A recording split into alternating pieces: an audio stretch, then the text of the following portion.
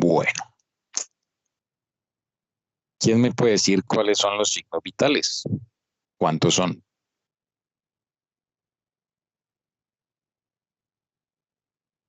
La frecuencia cardíaca, la temperatura, si no estoy mal, también es considerado un signo vital.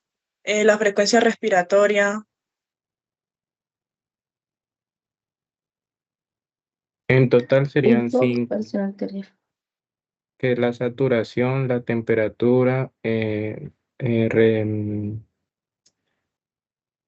Frecuencia frecuencia cardíaca cardíaca, frecuencia respiratoria y, Respiratoria, presión ¿y cuál? y la arterial. presión Y presión arterial. Y la arterial. presión arterial.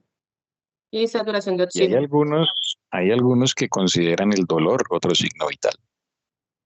Mm, Entonces, vamos a empezar a mirar cada uno de ellos. ¿Cuál es la diferencia entonces entre pulso y frecuencia cardíaca? ¿O será lo mismo? Porque cuando usted dice, ay, tómele el pulso, usted le toma el pulso y ¿qué dice? 80. Y escriban frecuencia cardíaca 80.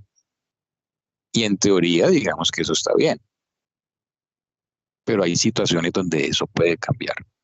No, yo Entonces, tengo ¿cuál es la que, diferencia entre la frecuencia cardíaca y el pulso? ¿Yo puedo tener vida sin frecuencia cardíaca? No, yo tengo, yo tengo que el pulso son los no. latidos que se perciben sobre la arteria, o sea, como el golpe que da la sangre en la arteria. Y la O frecuencia son sea, las alguien puede pulsaciones. estar vivo y no tener pulso, ¿o no?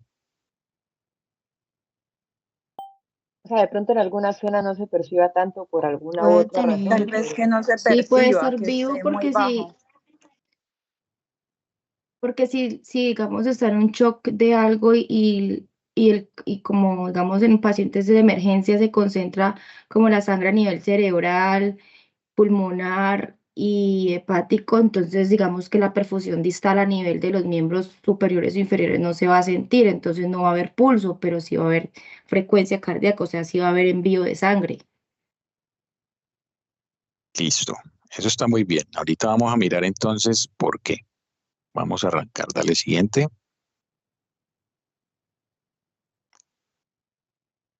Vámonos hasta la diapositiva. A la siguiente. No, la otra. La que dice conceptualización. Creo que es la anterior.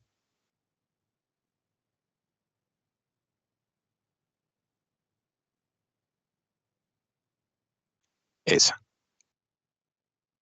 El corazón es una bomba muscular que expulsa sangre en un circuito cerrado.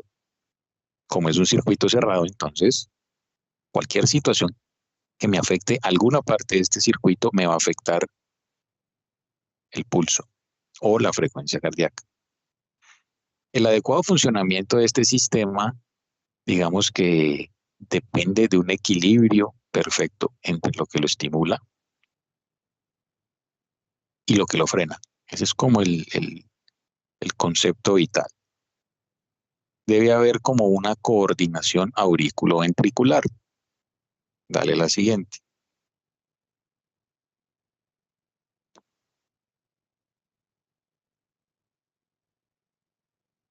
Tenemos 4 cámaras, 2 aurículas, 2 ventrículos, 2 válvulas aurículo-ventriculares o AB, que se llaman como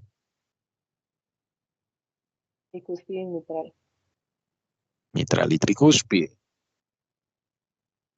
¿Tricúspide en dónde? El lado derecho. En el Derecho. lado de... Muy bien. 2 tríos de válvulas semilunares. Aórtica O y sea, pulmonar. Aórtica y uy, ya le dio pulmonar. sueño. Los músculos papilares y las cuerdas tendinosas. Cada una de estas estructuras tiene una función vital en lo que llamamos el ciclo cardíaco. Si alguna de esas estructuras se llega a afectar por un infarto, por un trauma, por una infección, empieza a verse afectado el ciclo cardíaco, la precarga, la poscarga. Luego miramos bien qué es cada una de estas cosas.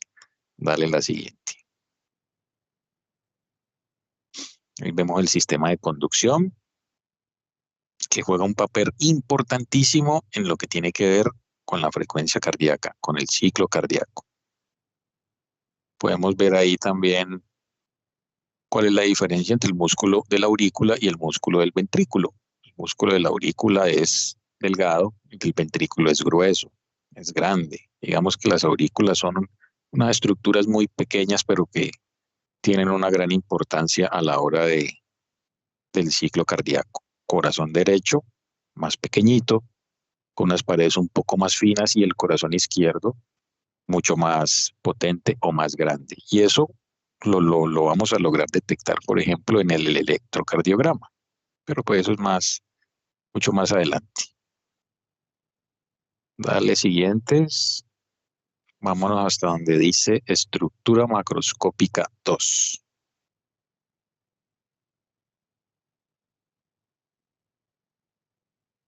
Eso ahí.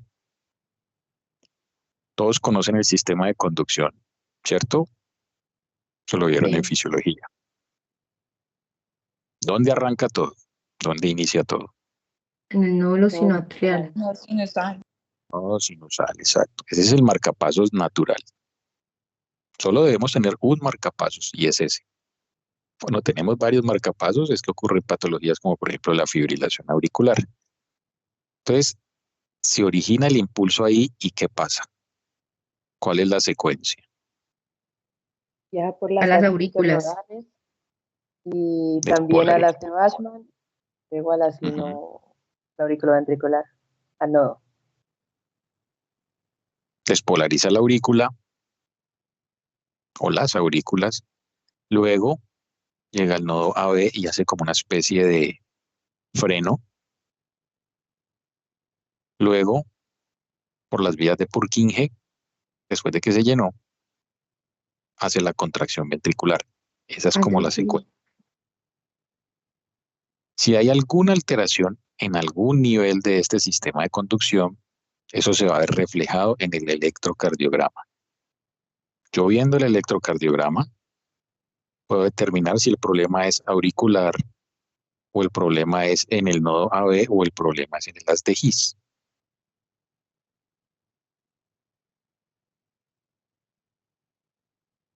Démosle más adelantico.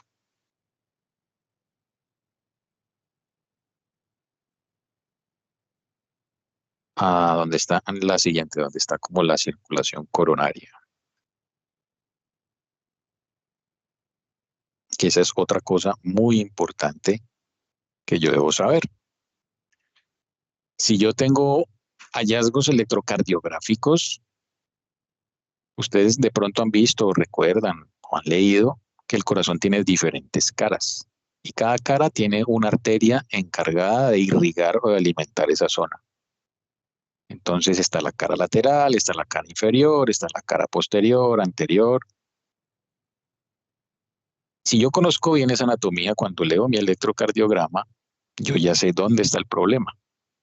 Ejemplo, la coronaria izquierda. La coronaria izquierda se encarga más que todo pues del ventrículo izquierdo, que es la cara lateral. Entonces yo sé que si tengo hallazgos electrocardiográficos que me sugieren isquemia en la cara lateral, yo ya sé que el problema está en la coronaria izquierda, no en la derecha. Entonces me puedo ir como orientando a dónde puede estar el problema. Eso es anatomía, pues, que ustedes ya conocen muy bien. Vamos a la siguiente, que es ya la estructura macroscópica del sistema nervioso autónomo. ¿Y por qué se llama así?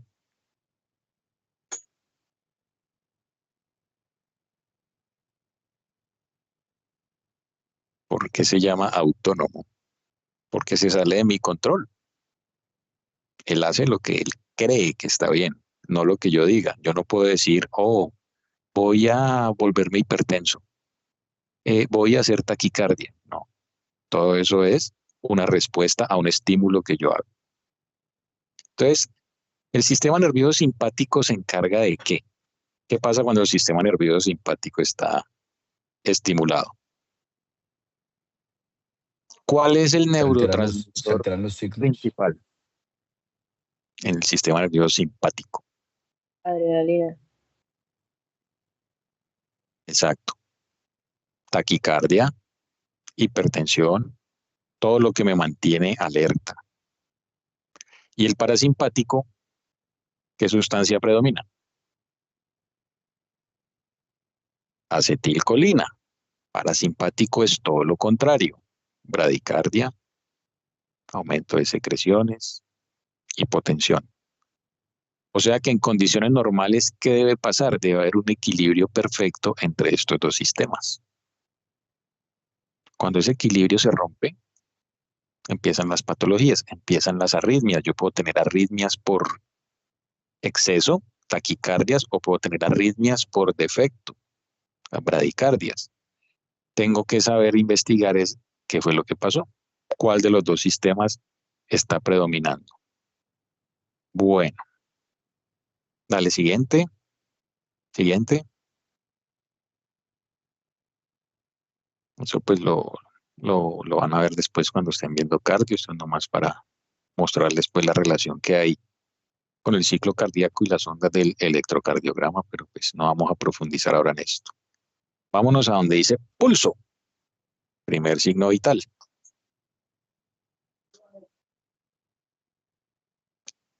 Entonces, ¿cuál es que era la diferencia entre frecuencia cardíaca y pulso? Que al fin no quedamos en nada. Tengo que la frecuencia cardíaca era las pulsaciones medidas en unidad de tiempo por minuto.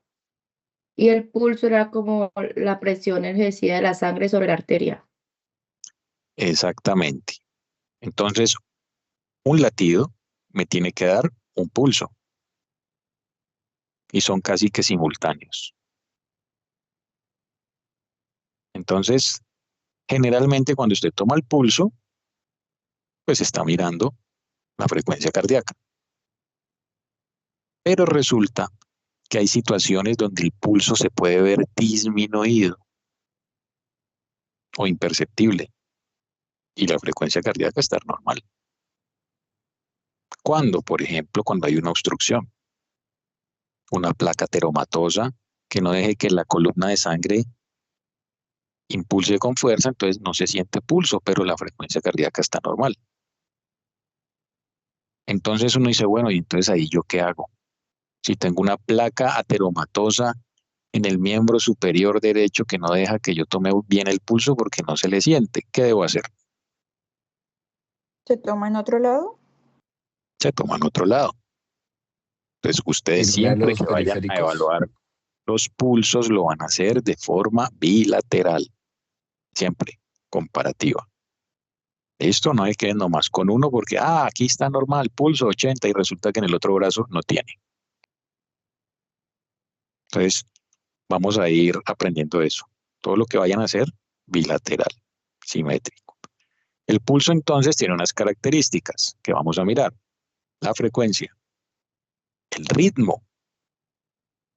Yo puedo tener frecuencia, pulso, pero resulta que está arrítmico. O está muy rápido, o está muy lento, o está lento y rápido. Hay infinitas variedades de arritmias.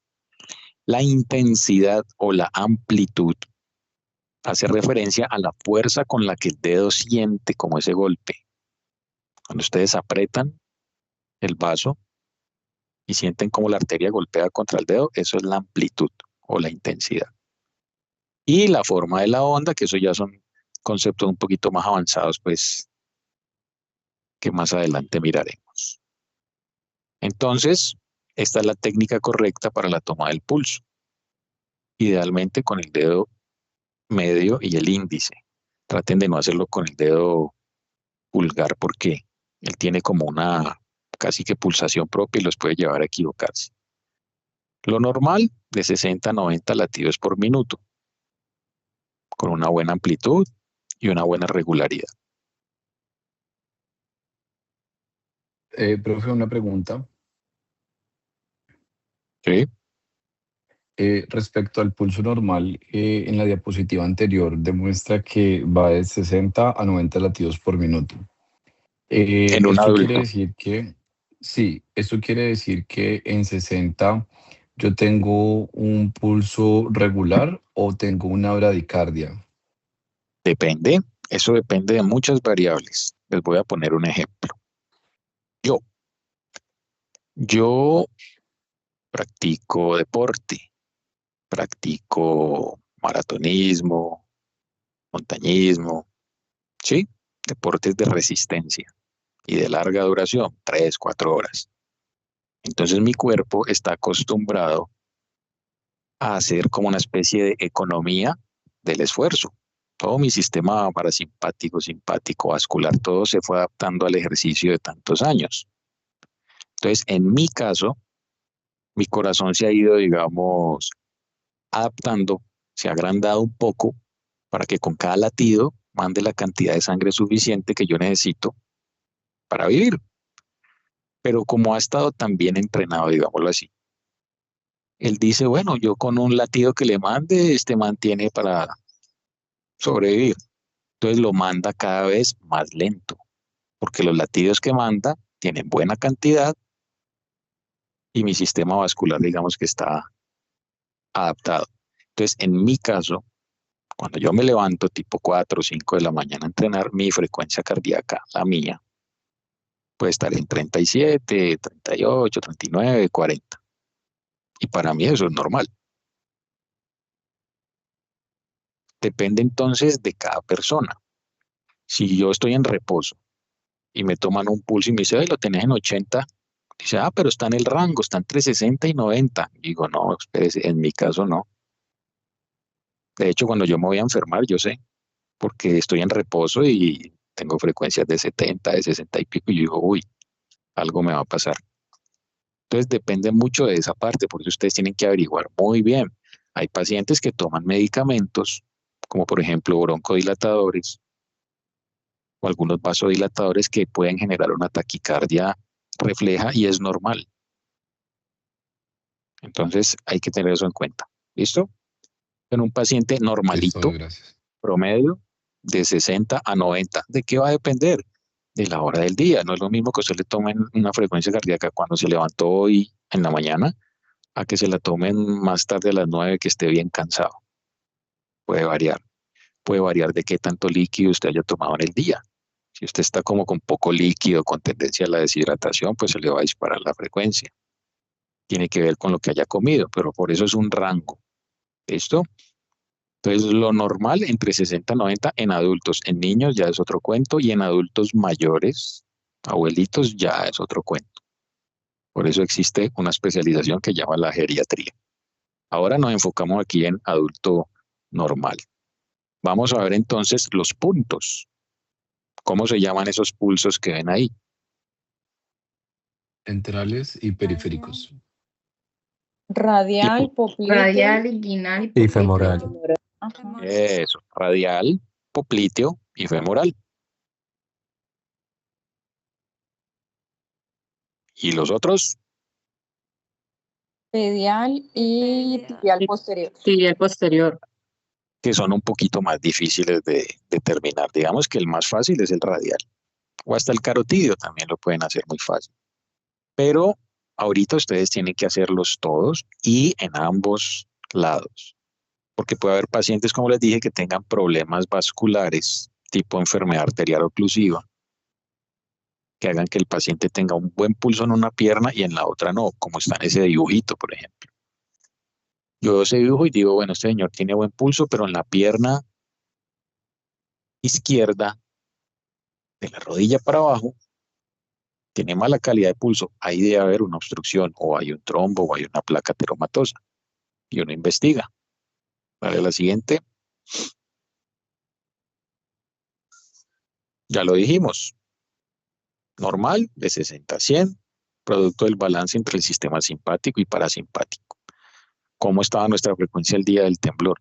Disparada. Todos estábamos asustadísimos. Si nos tomaban y por ejemplo nosotros que nos cogió allá en la U en clase, pues mucho más, todo el día.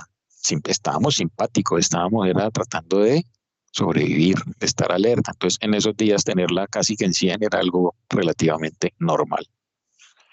Bradicardia, menos de 60, taquicardia, más de 100. Taquisfigmia y bradisfigmia, digamos que se refieren más a la parte de presión, porque recuerden que el pulso es presión. Taquicardia no es lo mismo que taquisfigmia. Taquicardia es frecuencia cardíaca, taquisfigmia es presión. Miremos acá ejemplos. Taquicardia. ¿Qué me produce a mí una taquicardia? Cuando ese equilibrio se rompe y hay una mayor actividad del sistema simpático, el simpático predomina sobre el parasimpático. Por ejemplo, una fiebre. Una fiebre me da taquicardia. La fiebre hace que el nodo sinusal se vuelva un poco más permeable al sodio. Al entrarle más sodio, pues va a disparar más, entonces la frecuencia cardíaca se dispara. Al controlar la temperatura, el sodio también baja y la frecuencia cardíaca vuelve a lo normal. Una anemia, ¿por qué me puede dar taquicardia?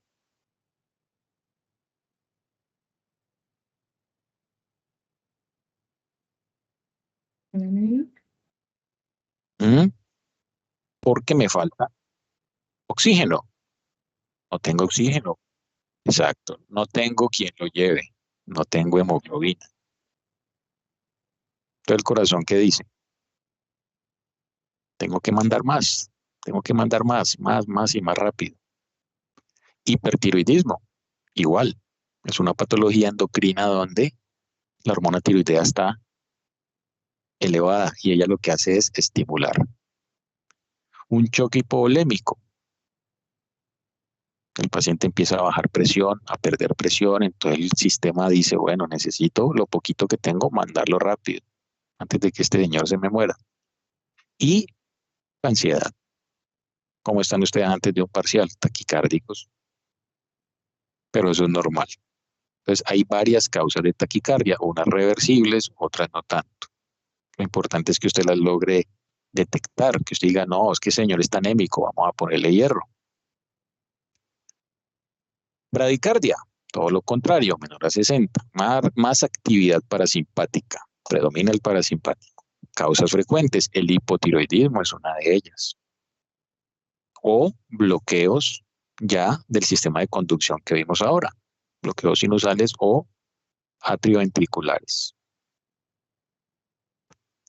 Vámonos al ritmo. El ritmo es la regularidad con la cual usted percibe los latidos. Producto de la acción rítmica del nodo sinusal.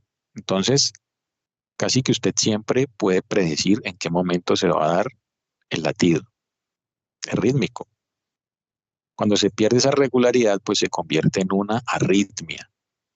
Y esas arritmias pueden ser irregularmente regulares o irregularmente irregulares. ¿Qué será eso tan enredado? ¿A qué le suena? Te está auscultando un paciente, le está auscultando su frecuencia cardíaca y dice, uy, está rítmico.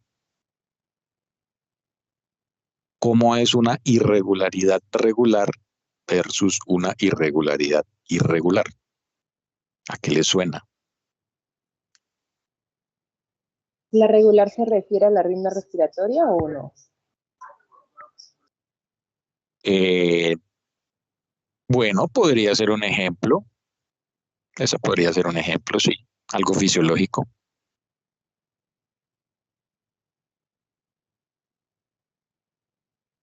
Una irregularidad regular es, por ejemplo, cuando usted escucha a alguien, y yo creo que les ha pasado, y dice, mira que este señor, cada cuarto latido hace como una extrasístole.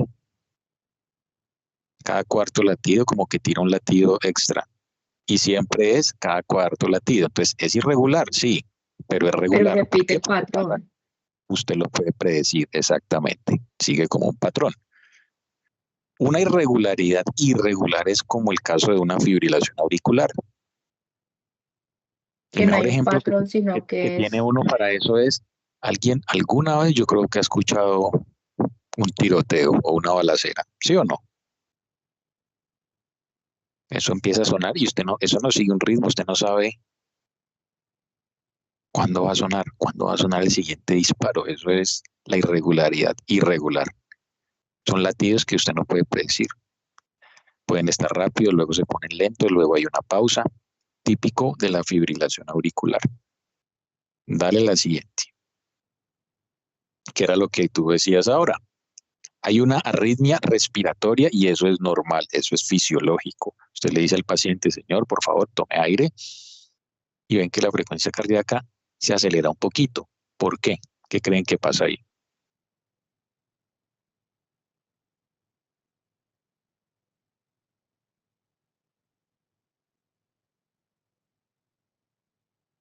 Por la,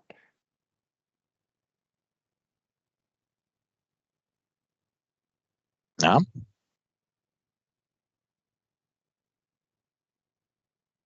Cuando yo le digo al paciente que respire, que tome aire, ¿qué pasa con el retorno venoso al corazón derecho?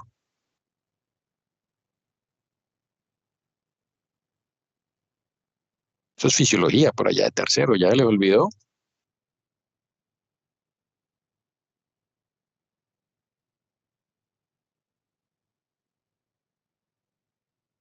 Aumenta. Aumenta, aumenta, por eso hay ingurgitación yugular y todo eso. Entonces, al aumentar la volemia, pues el corazón empieza a expulsarla más rápido. Eso es normal. Si usted le dice, señor, pare la respiración, baja el retorno venoso Retorno y la venoso, arritmia disminuye. desaparece. Exacto. Entonces, a veces ustedes pueden confundir un poquito y dicen, no, es que el señor tiene unas extrasístoles, una arritmia, y uno va y lo oculta y le dice, bueno, señor, no respire un momento, y desapareció la arritmia. Era algo fisiológico. Dale la siguiente. Alteraciones del ritmo. Miren la arritmia completa. Miren ahí en el dibujito qué es lo que pasa. Todas las flechitas no están separadas igual. Tienen unos espacios más grandes, otros más pequeños, tienen una amplitud más grande, otras más pequeñas, o sea que hay latidos que se sienten y otros no. Típico de la fibrilación auricular. Obviamente va a haber un déficit de pulso, por lo que acabamos de decir. Dale siguiente. Esto ya se los había dicho. La amplitud del pulso es la fuerza con la que el dedo percibe la onda. Él puede estar aumentado o disminuido. ¿Cuándo se ve aumentado? Cuando hay patologías que hacen que el corazón esté sometido a presiones muy altas, como por ejemplo las valvulopatías, sobre todo las aórticas. El pulso está magnificado, está muy fuerte. Y otras como por ejemplo la hipovolemia hacen que el pulso esté muy disminuido.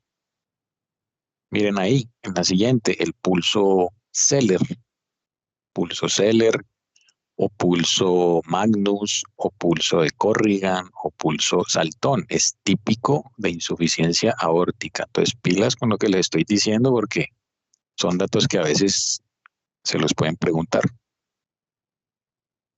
¿Cuál es el pulso típico de la insuficiencia aórtica? Pulso Zeller, Magnus, Corrigan o Saltón. Usted lo toca y le golpea el dedo durísimo. Siguiente es un pulso alternante. Usted dice, bueno, voy a tocar este pulso, lo siento, pero el latido siguiente está como más suave y el que sigue está otra vez palpable. No arrítmico, porque miren que ahí la frecuencia, el ritmo está bien, el problema es la amplitud. Típico de fallas cardíacas congestivas, por ejemplo. El filiforme es un pulso muy rápido y chiquitico, no se siente casi. Típico del choque hipovolémico, o sea que si hay un paciente sangrando, deshidratado y a usted le detecta un pulso filiforme, pequeñito, rápido, pilas porque el paciente está al borde del choque y se le puede morir. El pulso parvus y tardus. Parvus en medicina quiere decir suave y tardus pues tardío. Típico de la estenosis aórtica. ¿Por qué? Porque la válvula no está abierta totalmente, solo tiene un orificio pequeño y por lo que sale por ahí no alcanza como a producir un buen pulso, no golpea bien el dedo, sale poquito, entonces por eso es parvus. Y tardus porque se retarda, porque no logra salir toda la cantidad de sangre de una, sino que se demora un poquito más porque le toca esperar a salir completamente por esa válvula obstruida. Siguiente, Ojo con esto, siempre se los van a preguntar en rotación, en los exámenes siempre les van a preguntar por el pulso paradójico. ¿Por qué se llama paradójico? Porque ocurre todo lo contrario a lo que pasaba en la arritmia respiratoria. ¿Qué dijimos que pasaba en la arritmia respiratoria con el retorno venoso? Se aumenta. Aumentaba. Aumentaba. Entonces, si el retorno venoso aumenta, ¿cómo esperaría yo encontrar la amplitud de mis pulsaciones? Si tengo más sangre, más volumen de sangre, Disminuida. aumentado.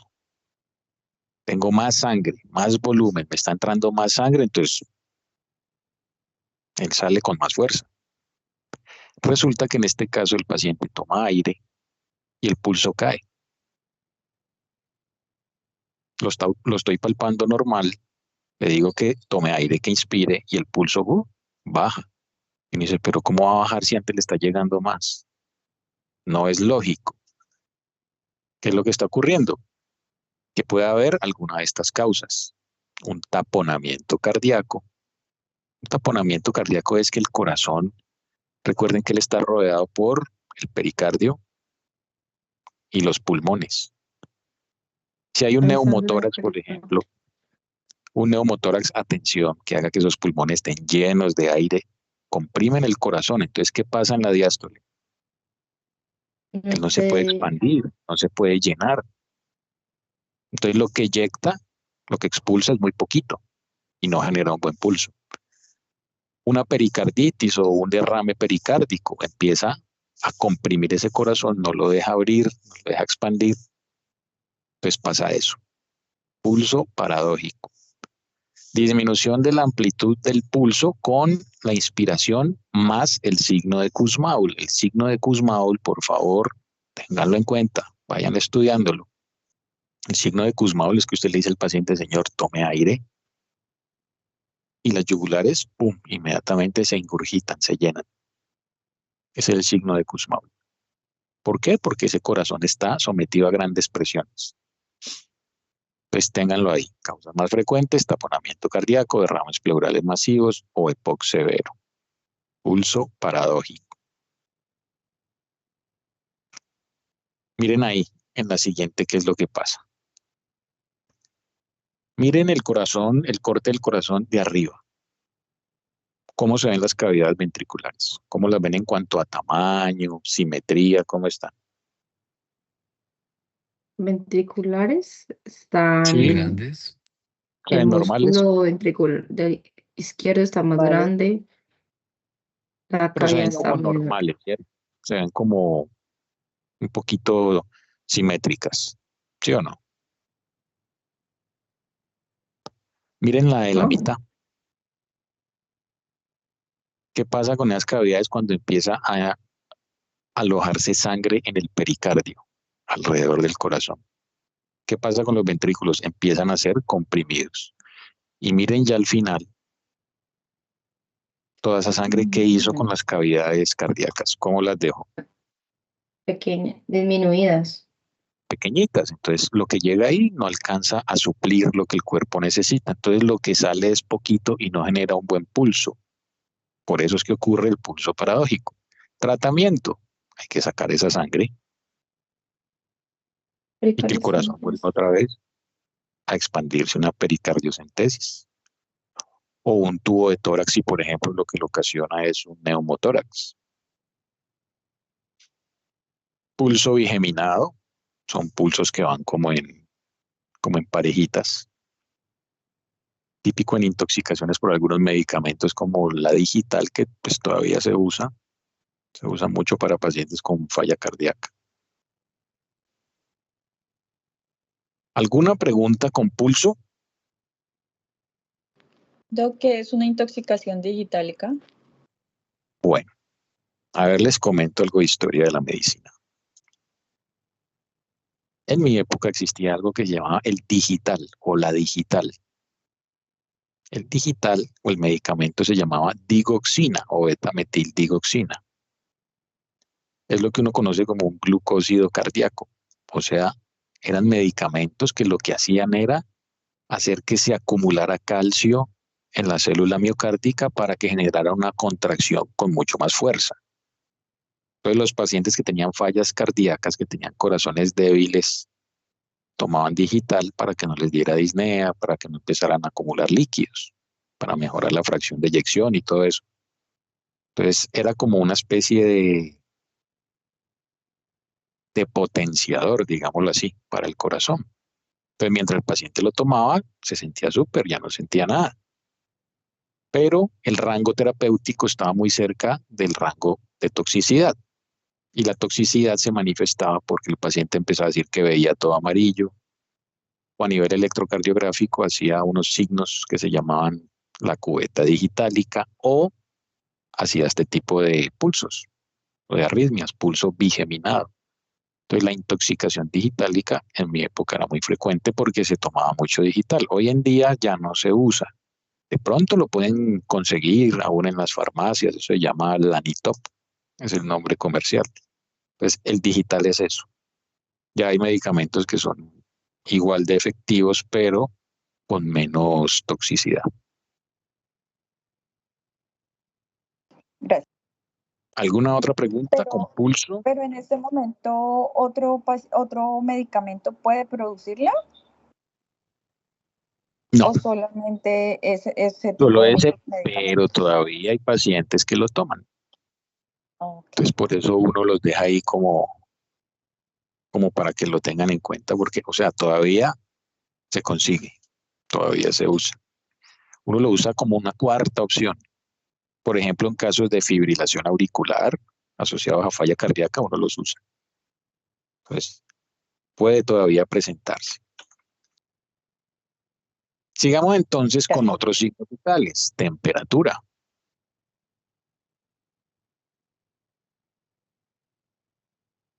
Presión arterial y la pulsoximetría. Ese dibujito, ¿quién me lo descifra o quién me lo explica? ¿Qué dice ahí? Para que hablemos de presión arterial un ratico.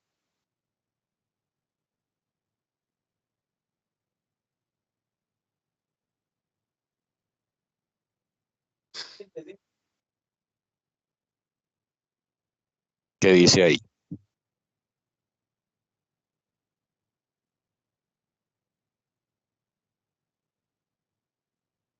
En resumen, lo que dice ahí es que todos esos factores intervienen en la presión arterial. O sea que tiene que haber un equilibrio entre toda esa parte neuroendocrina para que la presión esté normal. Si alguno de ellos falla, empieza la presión arterial a molestar. Entonces, vámonos a donde dice, por ejemplo, factores neurohumorales, que es el primer cuadrito amarillo abajo. Si yo les digo eje renina, angiotensina, aldosterona, ¿en qué piensan?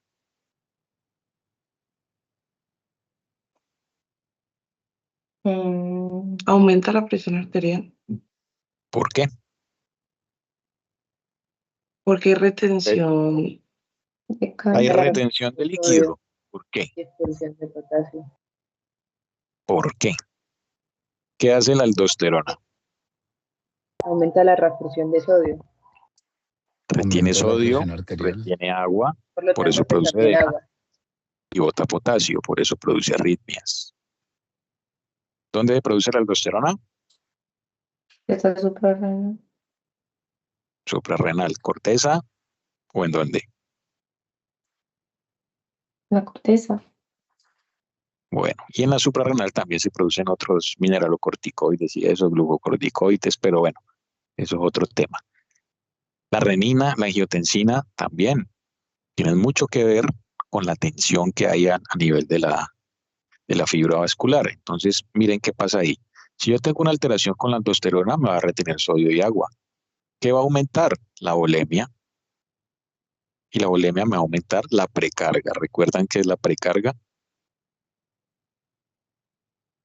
El volumen de sangre que llegaba al corazón y pues generaba el estiramiento de las fibras. Exactamente.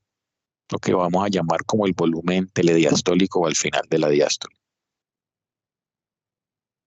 La precarga luego se va a ver afectada por algo que llama el inotropismo. El inotropismo es, o la inotropía es como la fuerza con la que ese ventrículo se va a contraer.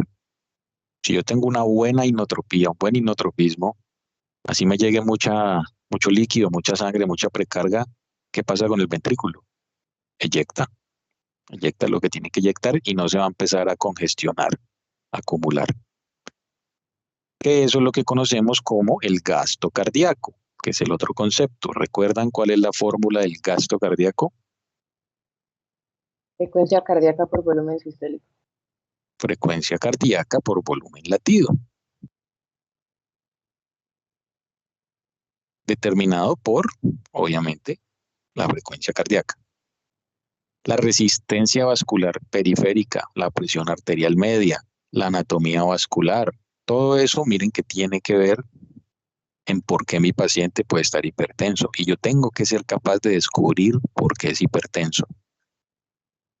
No es darle una pasta para bajar la presión y ya, usted tiene que saber qué fue lo que pasó para saber qué tipo de antihipertensivo es el más idóneo para su paciente. Usted dice, no, pero es que él tiene un problema con la aldosterona, pues le voy a dar un medicamento que antagonice la aldosterona.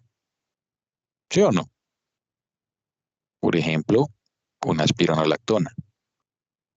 No, es que el problema de él está en que el gasto cardíaco está bajito, porque tiene una fracción de eyección disminuida. Entonces le voy a dar un medicamento que le dé más fuerza al corazón. No, es que el problema está en que tiene la resistencia vascular elevada. Bien, entonces le voy a dar un vasodilatador. Y me voy por el lado de los IECA, por ejemplo.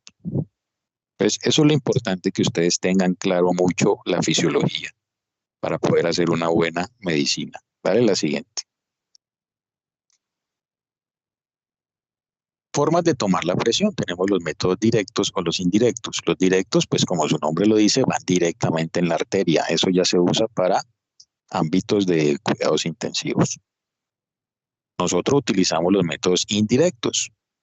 El esfigmomanómetro y hoy en día los digitales, que ya están aprobados para el uso. Aunque yo prefiero que ustedes utilicen el tensiómetro clásico, porque a veces ese digital puede equivocarse. Este fin de semana, o no sé cuándo van a ver con sus profes, la idea es hacer esa práctica de signos vitales, de historia clínica y de signos vitales para que vamos avanzando con eso. Entonces, los que estén conmigo el sábado llevan también sus equipos para que hagamos esa práctica. Dale siguiente. Aquí vemos los valores normales de la presión arterial. Menor a 120/80 normal, 120/139 prehipertensión, mayor a 140 hipertensión estadio 1. Esto va cambiando mucho y hoy en día con tanta evidencia disponible las clasificaciones varían, pero pues para que tengan en cuenta cuáles son los valores principales. Bueno, pasemos entonces a la parte respiratoria. Dale la siguiente.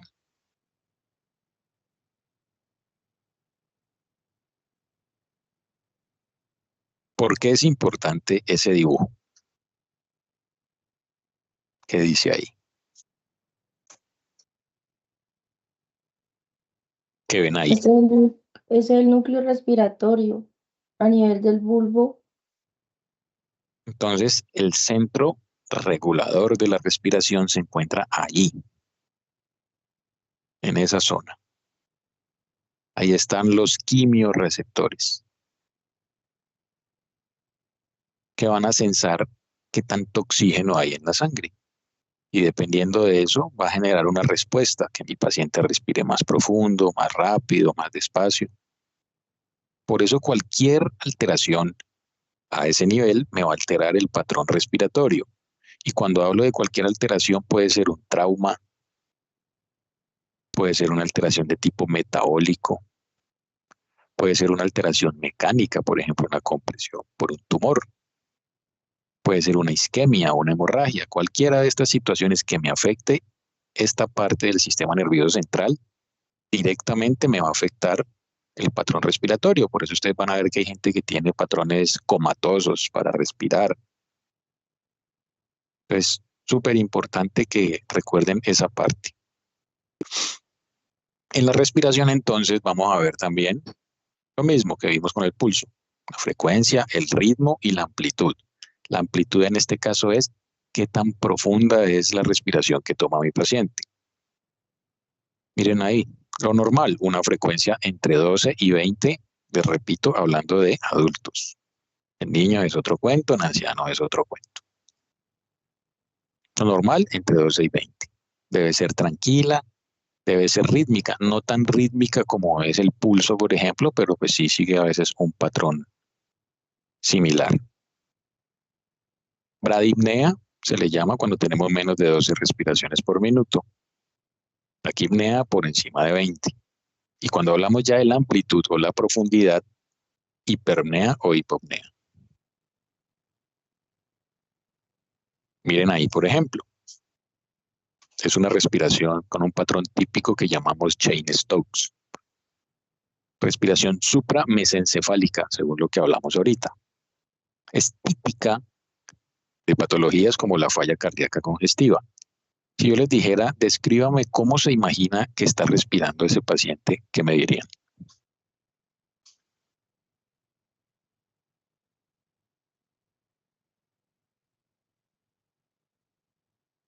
Rápido e intermitente. Entonces empieza como a respirar rápido y luego hace como una pausa, ¿cierto? Y queda ahí como en pausa y luego vuelve otra vez. Ese es el patrón típico de falla cardíaca congestiva, Cheyne-Stokes.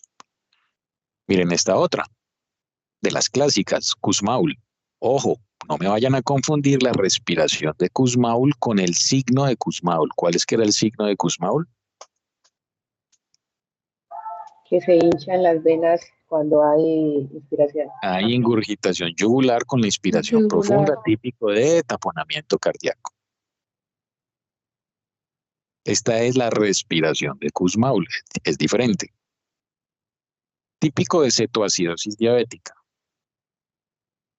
Pacientes que están con exceso de hidrogeniones en su cuerpo, de ácido, entonces el cuerpo dice, no, yo necesito oxigenar esto rápido y empieza a respirar muy rápido y muy profundo.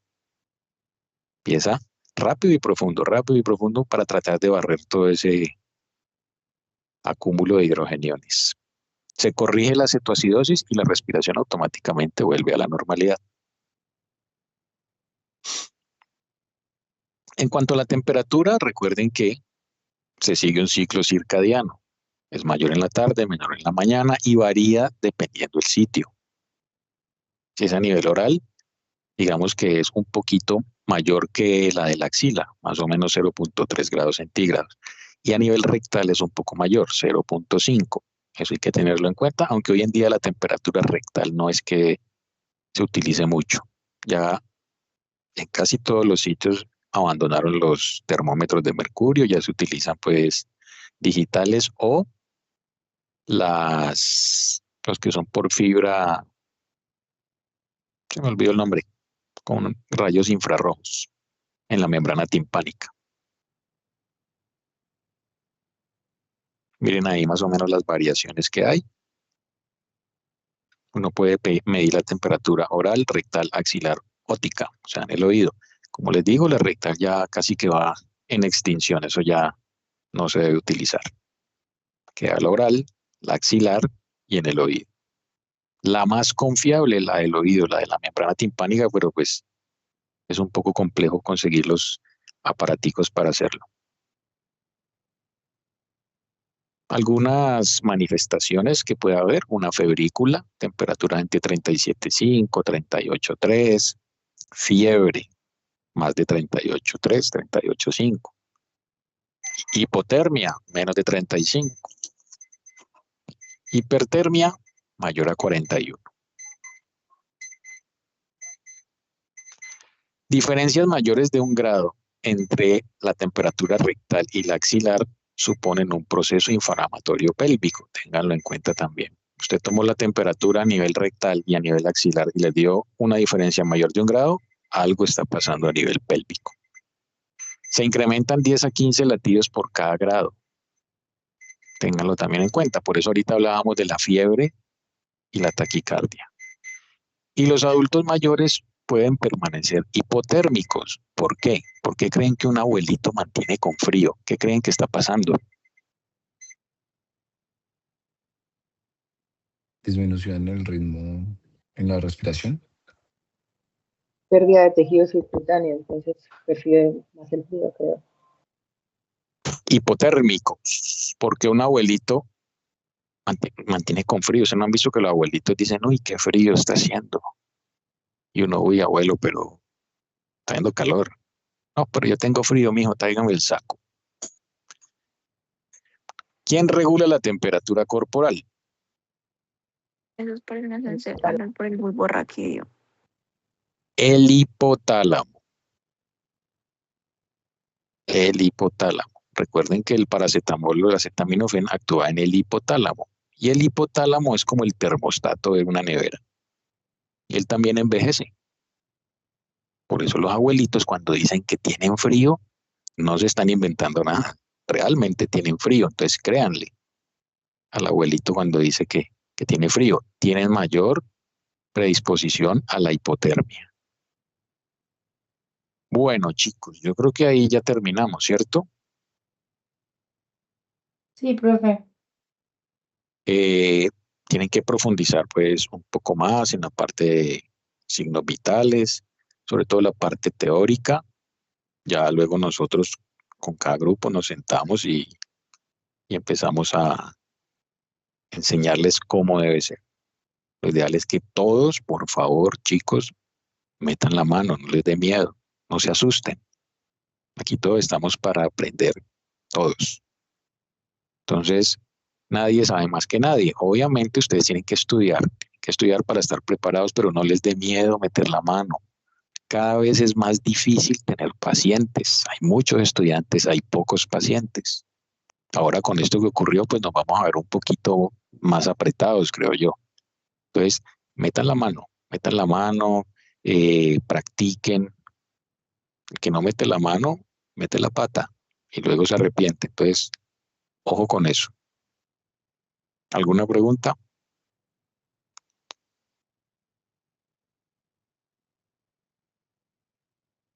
No, profe. No, profe. Bueno, No, profe. chicos, ya no los canso más, ya 4 horas cansan. Gracias, profe. Bueno, Gracias, profe. vaya bien, chicos. Nos vemos. Hasta luego, chao. Muchísimas gracias. Hasta luego. Hasta luego, Gracias, profe. profe. Muchas Hasta gracias. luego. Chao, profe, gracias. Hasta luego, profe. Hasta luego. Profe, ¿usted mañana va a dar la clase en la tarde? Creo que ese fue el profesor. Y se marchó. Ve, la doctora Carolina está aquí. No, ya se fue. Hace harto.